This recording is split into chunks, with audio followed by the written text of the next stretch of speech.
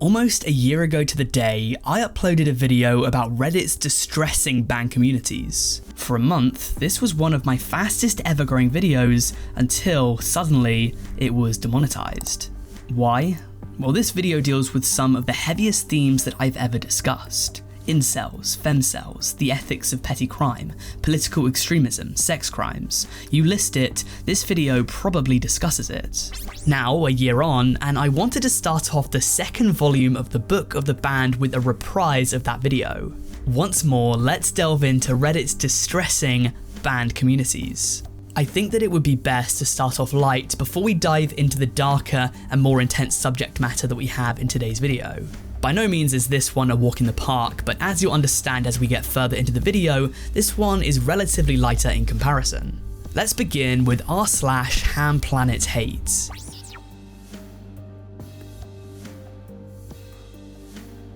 If you're relatively new to Reddit, you might not have heard of this one, as it was taken down almost a decade ago. As I mentioned in my previous video, many of these subreddits have quite on-the-nose names. This one though, not quite as much. It kind of sounds like some sort of extreme veganism subreddit or something along those lines, but I assure you it's very much different. If anything, it's almost the complete opposite. r/Hamplanethatred was a subreddit dedicated to laughing at and humiliating fat people. Unsurprisingly, there was quite a lot of overlap between the Hamplanethatred subreddit and the Fat People Hate subreddit, which I spoke about in the original video. Back on topic though, the users of Hamplanethatred, who gave themselves titles of shitlords and ladies for men and women respectively, would use degrading names and phrases to put overweight individuals down, allegedly calling them land whales, butter beasts, and of course in this instance, Hamplanets. I found an article written by the Daily Dot which allegedly describes r/Hamplanethatred's subdescription, to which back in November 2013 when the article was written, it apparently said, "This sub is a place for you to tell us about the Hamplanets in your life and your relationships/encounters with them." The subreddit's information sidebar reads, "Remember that Hamplanet is not just about the weight, it's also the ham-mentality, rudeness, entitlement, fat logic, etc. Not all fat people are ham beasts, but all ham beasts are fat people." And this is interesting because it reminds me of an incident that happened on the internet recently. I think that Gorlock the Destroyer is probably the exact type of person that r/Hamplanethatred would put on there. Gorlock, real name Alice Lopez, for those of you who don't know her, was put onto a podcast with several very attractive women. She was properly stitched up, by the way. The hosts couldn't stop laughing even while she was on there. However, a lot of people online started to make fun of her because she said she could get any guy she wanted, she thought she was a 10 and hot stuff. The internet, on the other hand, well, they did not.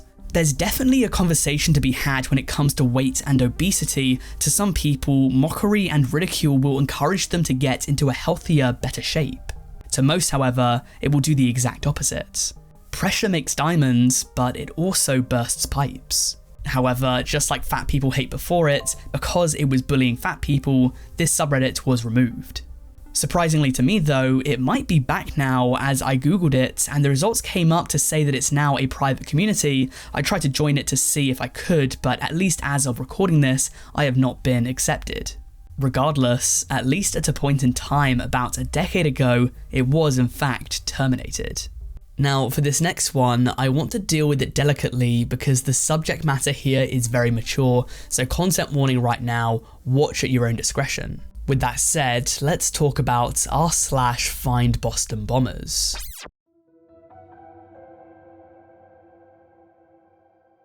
So a little bit of backstory here. 10 years ago this year, back in 2013, the Boston Marathon was bombed. In the initial aftermath, nobody knew who perpetrated the attack, and so the citizens of Boston were asked to comply with a lockdown order while law enforcement attempted to find out who was behind the attack. In the meantime, Reddit members from the safety of their own home also decided to try and deduce who it could have been, forming r/FindBostonBombers. Instantly, this subreddit became one of the most active on the site, gaining more than 3,000 members in its first day. But there was a disastrous problem that was about to arise. This subreddit was far too big for its own good. There were only a total of 5 moderators on r/FBB, but tens of thousands of people posted. Now, in fairness, the mods did try and put some apparatus in place to make sure that witch hunts and unfair accusations weren't going wild. Their rules were, number 1, we don't condone vigilante justice. Number 2, don't post any personal information. Number 3, any racism will not be tolerated. Number 4, theories are welcome, but be sure to fact check your sources. Number 5, this is just a subreddit, there is only so much you can do. Leave the real work to the authorities. Number 6, do not make images viral. And number 7, the majority of suspects discussed will be innocent, and they should be treated as such. Everyone has to be innocent until proven guilty. These rules, however, would quickly be thrown out the window as people allowed their imaginations to get the best of them. Very quickly, it became apparent that anyone with a backpack and dark skin at the finish line would be considered a suspect.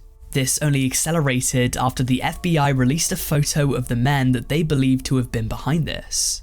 The subreddit linked these people's resemblance to a prime suspect named Sunil Tripathi, a 22-year-old student at Brown University born to Indian migrant parents. Tripathi had gone missing roughly a month prior, so his whereabouts were unknown, and to many people he looked like he fit the bill. There was just one problem though. Neither of the men in that photograph were Sunil. As we now know, the perpetrators of this heinous crime were the Sarnaev brothers. Sunil, on the other hand, had actually passed away after he went missing by causes inflicted by himself. Reddit had gotten the wrong man, and so for Sunil's family, in their moments of grief, it was only more painful as people accused him of this horrific crime regardless of any substantial evidence. Sunil's death, by the way, was not caused because of these allegations. He had already passed away a little while before they had come out, but nonetheless, this was horrible for the family. And because of this, the subreddit was banned shortly after for violating Reddit's rules. One of the moderators from the community came out on r/offmychest a year later to discuss what had happened. They said that firstly, they did not think that the culprit would ever be found via Reddit speculation, but secondly, this was apparently about as well as the situation could have been dealt with. Apparently, there was completely unmoderated speculation on a subreddit called r/news, and so the mods thought that bringing people into a place whereby there was at least some moderation was better than none at all. Who knows just how many people would have been targeted if the internet had complete free reign? The mainstream media would attack the subreddit, with Vice claiming that it was out for blood. The mod did not appreciate that, and concluded by saying that it gave the public an outlet, but the media a target. On to our next banned subreddit. While on the surface, a community called r/European might seem innocuous enough, it might be about the EU or European geography or politics or culture, or perhaps the differences between various European countries, what lurked beneath the surface was much more sinister.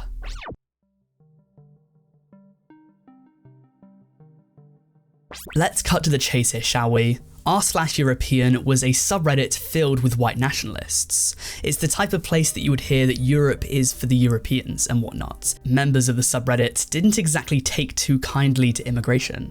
Keep this in mind too. When this subreddit was most active, Europe was in the midst of a migrant crisis. During 2015 to 2016, many people from various parts of Africa and the Middle East migrated to Europe. How many exactly? Well, it was estimated that 1.3 million people migrated, which was the most in a single year since the Second World War. If you take a look on the Wayback Machine, you'll see that during this period, in late 2015 and early 2016, screenshots on r/European were the most common that they had ever been. And if you take a look at these screenshots, you'll see that while some people were using this community as a forum for European discussion, a lot of what was going on there were people posting about the illegal activity conducted by the migrants. Especially once the crisis was in full swing, reporting on what crimes the migrants had committed was essentially the sole purpose of the community. I don't want to downplay the situation here by any means, because there were a lot of criminals and despicable human beings hidden amongst those migrants. But at the same time, many of them were fleeing war-torn countries and were seeking perfectly reasonable asylum. Now, migration is a complex issue, there is no doubt about it, but the ramifications of this migrant crisis could be argued to have influenced a lot of Europe's politics over the past decade, even if a lot of people have, at this point, entirely forgotten about it. However, whether someone has a more conservative or a more liberal stance on immigration, that's a conversation for another day. What's more relevant now is to tell you that apparently 17% of the users within this subreddit self-identified as Nazis, and one even apparently punched a Muslim refugee, feeling comfortable enough in the community to brag about it too. Now with Reddit seeing that this sub could potentially be dangerous to refugees, action had to be taken. The sub was first privated by the mods, it was then eventually quarantined by Reddit staff, and later in 2018 it was banned entirely.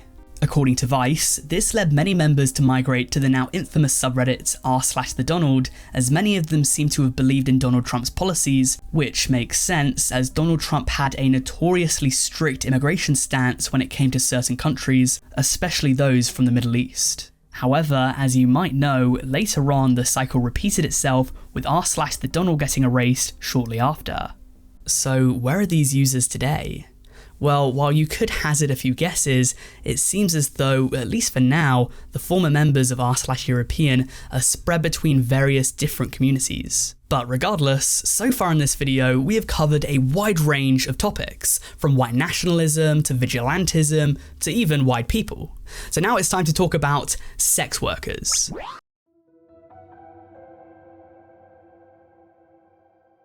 I found this Rolling Stone article that interviewed a woman named Vaniel who claims that she's been using Reddit since 2015 and had initially dipped her toes into sharing adult content on the platform. This gave her a big boost in self-esteem, and as time went on, she continued to do so with growing confidence. While other services such as Tumblr and OnlyFans had moments where they would turn their back on sex workers, Reddit for a long time didn't do this. Of course, this might have changed recently though, as Vaniel told Rolling Stone that her account had recently been marked for spam, with Reddit severely restricting it. Another Reddit sex worker, this one called Sweet Toes For You, was permanently banned off Reddit after violating its content policy. You might be asking, what exactly did Sweet Toes For You do that would violate it? Well, she allegedly shared some toe pics within a foot fetish community. She thinks it could have potentially been because she captioned these pictures things such as "lick my toes" or "take a whiff," but even those theories are clutching at straws. Sweet Toes For You really didn't have much of an idea. Crusty toes aside, according to another worker, Tiny Tony, she says that many of her friends also claim that they've been getting hits with bans and restrictions as of late, which can be devastating for them, especially if advertising their content on Reddit was their main method of getting new customers. If these people are financially reliant on their not safe for work pictures being seen, shared and upvoted on Reddit, then it goes without saying that for their accounts to be flagged for spam or potentially even terminated is not good news. In fact, for them, this could be incredibly problematic. According to the Rolling Stone article, Reddit has not announced any policy changes, which makes the moderation process even more murky for adult content creators to navigate. In response to questions from Rolling Stone, a Reddit spokesperson declined to provide any comments, though said that the platform had not issued any instructions to moderators to crack down on not safe for work content, nor had it introduced a change in policy. Sweet Toes For You argued that, depending on the subreddit that you're working in, it could be super sex worker friendly, and on the same token, pending on the mods and rules, a complete opposite end of that spectrum.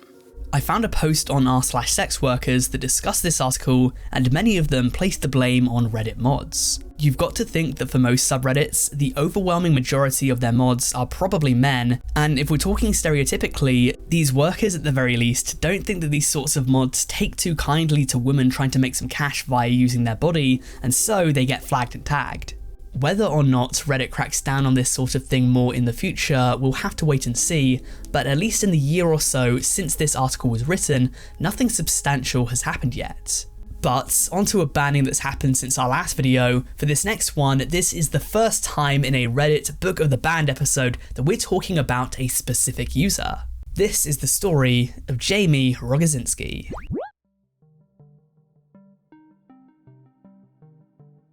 First things first, who is Jaime Rogozinski? Well, according to his website, he is an entrepreneur, thought leader, author, speaker, disruptor, and more relevant to what we'll be talking about today, the founder of Wall Street Bets. If you don't know, Wall Street Bets is a subreddit in which people discuss stock trading, and if it rings a bell but you just can't quite place it, you might remember that back in early 2021, members of Wall Street Bets coordinated to push up the stock price of GameStop significantly, and within less than a week of their operation, GameStop's stocks rose by 600%. In response to this, Elon Musk tweeted out a link to the subreddit, and from there, it grew exponentially. In the 2.5 years since this incident, it's grown from just over 2 million members to now more than 14 million. Keep in mind that this community had existed for 9 years prior, and so this growth was unheard of for the subreddit. Nonetheless, even before this mass growth, it was already very big. 2 million followers isn't too shabby, so if you're enjoying this, make sure to subscribe, and maybe one day I'll be there too. But back on topic, how does this relate to Rogozinski? Well, I found a CBS article that claims that after the community grew to more than 1 million members in 2020, Rogozinski, the founder of the subreddit, tried to get the name trademarked. It might seem innocent enough, but in fact, it wasn't. At least Reddit didn't think it was, because it was due to this incident that he actually had his account suspended. So apparently, this goal of trying to trademark your subreddit name was actually in violation of Reddit's policies. Reddit argued that Rogozinski had attempted to monetize a community, which on Reddit cannot be done. A few years then go by, and after the growth of Wall Street Bets really kicks in, Rogozinski decides to take Reddit to court. He's currently attempting to sue the company because, as we've already discussed in this video, some people can monetize their Reddit accounts. The sex workers that we spoke about just a moment ago use Reddit as a means of generating revenue, so Rogozinski asks, why can't he? He argues that a lot of people use Reddit to market and sell their goods, from investment advice to bodily fluids, and therefore it's unfair that he's the one that's been singled out. Reddit, however, have since come to describe the lawsuit as absolutely frivolous, stating that Jamie was removed as a moderator of r/Wall Street Bets by Reddit and banned by the community moderators for attempting to enrich himself. They also make note that it's convenient that this lawsuit is happening now and not 3 years ago when he was recently suspended. It just so happens that after the community grows massively, without his input might I add, that he comes back to try and mooch some money off the platform. This suit wants Reddit to stop using the Wall Street Bets name unless and until Mr. Rogozinski becomes the senior-most moderator at r/Wall Street Bets once more. Since the news of this lawsuit only broke in April of this year, it's likely going to be a while until we find out if there are any results coming from it. But at least for now, we're going to turn our attention to a subreddit that's been gone for a while. Allow me to trigger some controversial memories within your mind when I utter the phrase, SuperStraight.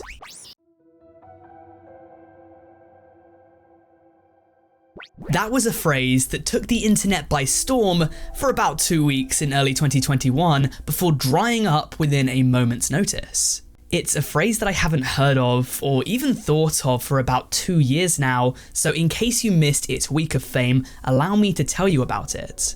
So back in early 2021, there was a 20-year-old Canadian male named Kyle Royce who uploaded a video to TikTok stating that he identified as SuperStraight, a new sexuality that he had invented.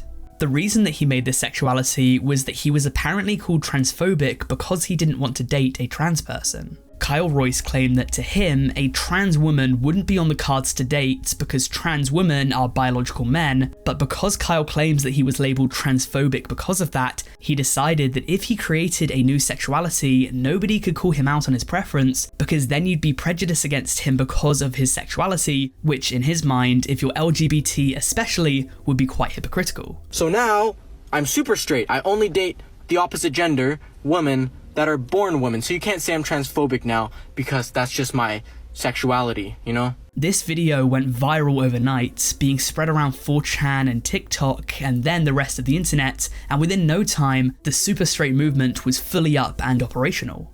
Naturally, this led to a subreddit being created focused on SuperStraight dialogue, with it gaining tens of thousands of members within days. However, something was off. You see, it appears as though Kyle was kind of trolling. Firstly, if you look at the SuperStraight flag, many people have noticed that it shares the exact same colour scheme as the hub. Additionally, in an interview with The Atlantic, the journalist noted that, when asked that's what his intentions were on a spectrum from 100% earnest to 100% trolling, he had trouble answering. Nowhere seemed quite right. He was trying to accurately convey his dating preferences and truly felt frustrated by others' criticism, but he was also trying to make a point by co-opting a norm of LGBTQ activists that one's professed sexual or gender identity is unassailable. In simpler words, it seems as though Kyle was half joking. It appears as though he did not want to date a trans person, but at the same time, it also seems as if he thinks that the identities of gender and sexual minorities can be open to critique. This killed two birds with one stone. What I'm saying was that his reasoning was real, but the execution was a joke. Even the name SuperStraight comes off as more playful than serious. The same thing applies to the SuperStraight subreddit. It's quite difficult to tell if all of these posts are serious in nature or not. Phrases such as superphobes and transplaned were frequently being tossed around, and many posts flipped what you might call woke arguments or talking points the other way. Other posts, however, were a lot more direct in their anger and frustration against the trans community.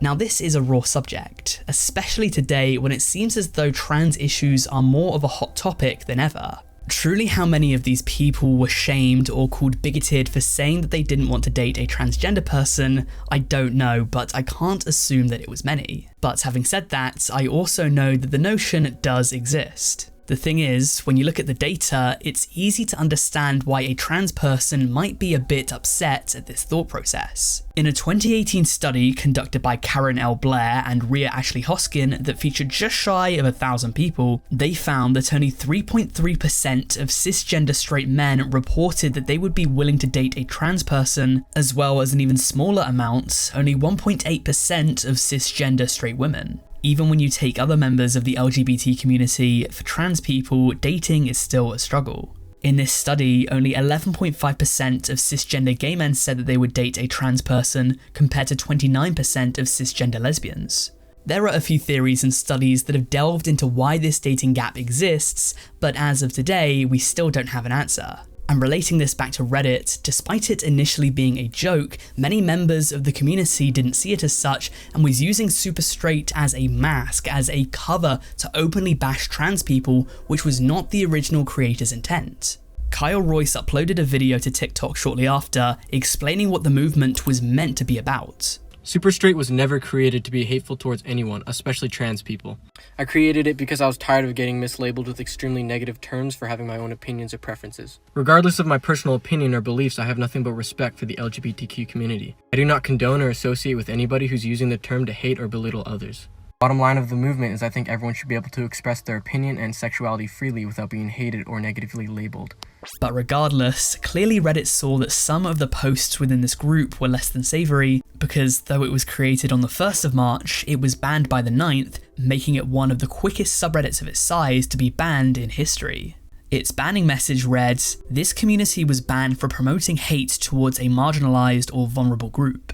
The community had become increasingly exclusionary with hateful content that is counter to its original satirical intent and was in violation of our policies. And so, the SuperStraight subreddit was super dead, and shortly after, so was the entire SuperStraight movement. And you know what? I think I want to start a movement myself, one that leads you guys over to my video on the dangers of the dark web. So if you want to move on over there, I'd appreciate it. It's a great one for sure. If you enjoyed this, I'm sure you'll love that one too. Speaking of which, if you enjoyed this, please make sure to like and subscribe if you haven't already. And aside from that, I want to thank you for watching, and I'll see you later.